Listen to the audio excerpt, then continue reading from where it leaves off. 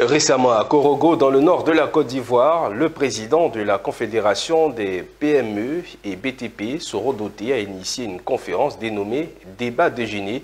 À cette conférence, il a remercié le chef du gouvernement pour la mise en œuvre du certificat foncier qui vient régler les problèmes de terre.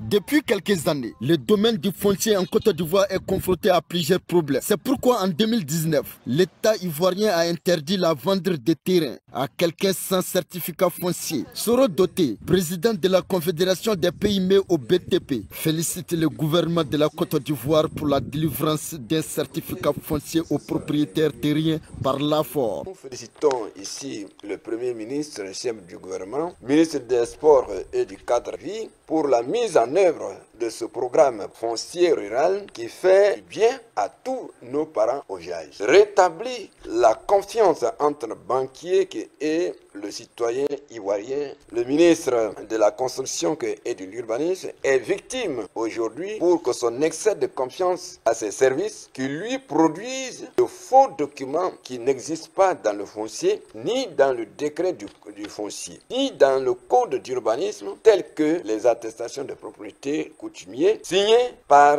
des chefs de canton pour exproprier que certains villages de leurs terres. Le ministre, sans faire attention, comme je le dis, ni lire, a signé ces faux rapports pour récupérer les bâtis de ces PME. Félicitons le Premier ministre de vraiment aider ces entreprises, de pouvoir retrouver que leurs documents, d'aider aussi ces villages qui ont été pollués que de leur propriété, que on leur donne leur dû. Nous sommes très heureux pour que cet avènement d'AFOR qui vient rassurer chacun de nous, qui vient faire ces villages respectés, qui vient faire ces villageois respectés, qui vient régler le problème du conflit dans notre pays et surtout ici au nord. Pour terminer cette conférence de débat déjeuner, le président de la Confédération des PME, Soro Doté, a salué les efforts du Premier ministre pour mettre fin aux problèmes de terrain